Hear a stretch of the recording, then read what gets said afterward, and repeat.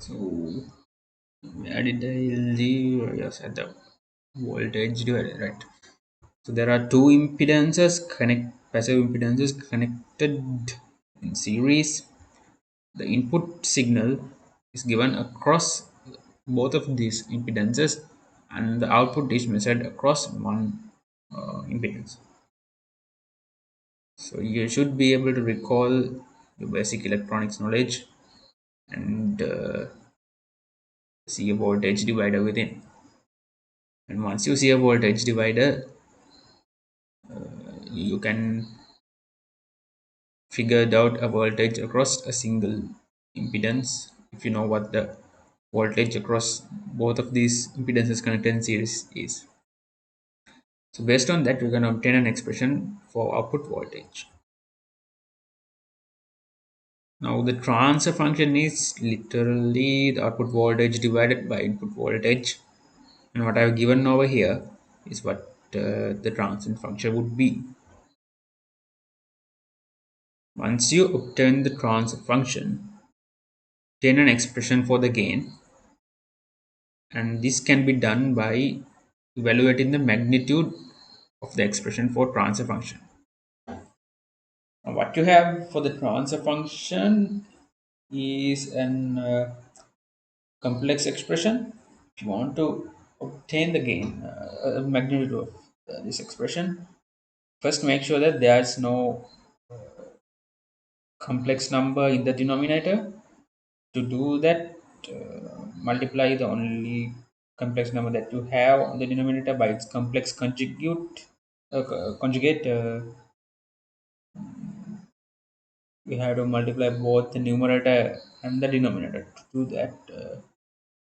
And once you do that, you will end up with a complex number in the in the numerator and a real number in the denominator. And when you are at that stage, just simply take the magnitude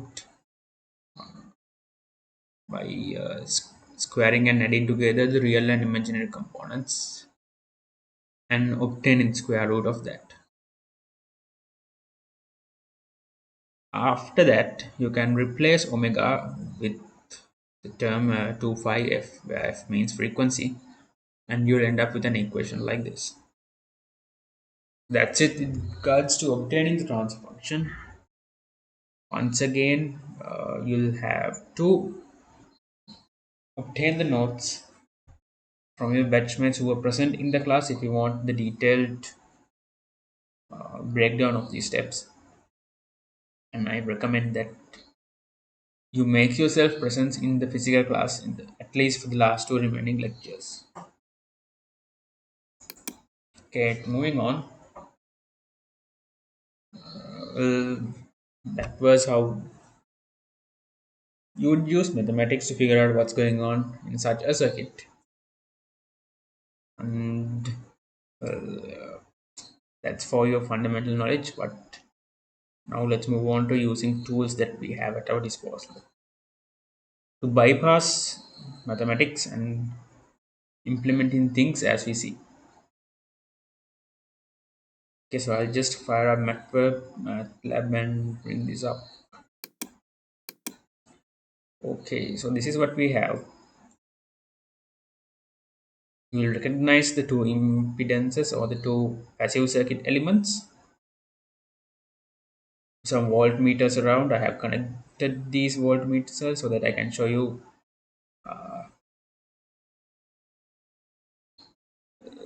what the inputs and output voltages are, and you can visualize what's going on.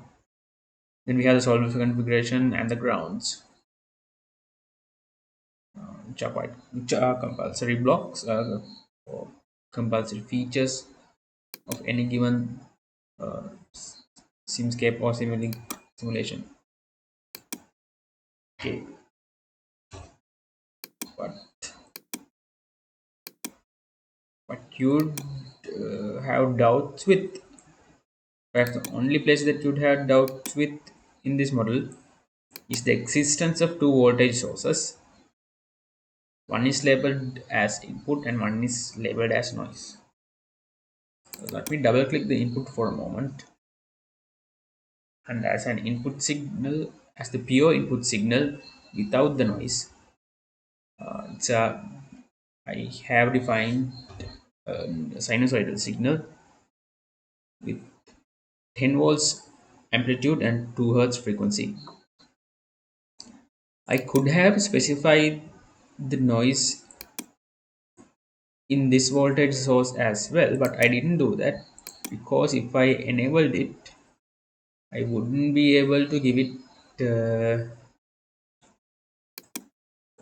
I wouldn't be able to specify what the. Uh, I wouldn't be able to specify a given frequency for that noise. Instead, I would get some white noise like thing. It would be hard for me to show you what's really going on since I won't be able to exaggerate the effects of noise and exaggerate the removal of noise. So for just for that reason, I have added another source which mimics noise. So it's another pure sinusoidal signal with an amplitude of 4 volts and a frequency of 200. So it's a very high frequency noise, and in usual cases noise doesn't have that much of a signal to noise ratio prior to filtering. I just gave it an large amplitude like this, so can which is quite exaggerated, so that I can show you an exaggerated demonstration. Just for that purpose, I have given it a large amplitude. And let me run the simulation, and I'll show you the pure signal plus noise before filtration and after filtration.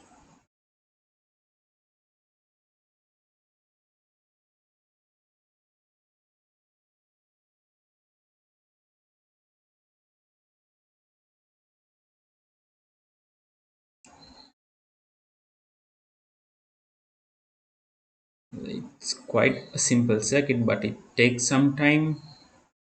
I think probably because I have a web browser running as well and PowerPoint. So some hint with regards to running Simscape. Don't have multiple softwares on your computer open at the same time if you want high performance.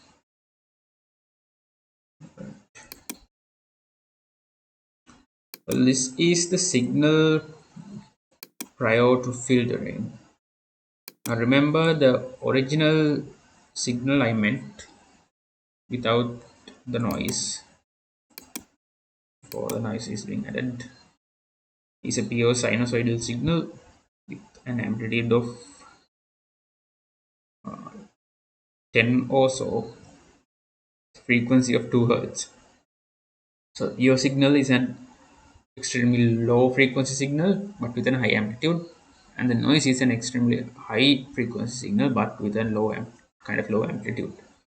So this is the superimposition of those two, and this is what goes on as the input of the low pass filter. And let's see what's on the output. Well, this is the output. I'll bring them to a common scale so that we can have a proper. How do I do that? Yeah, I want a proper comparison to happen.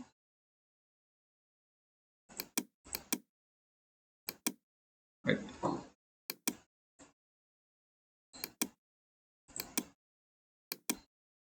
So, so now we have a side-by-side view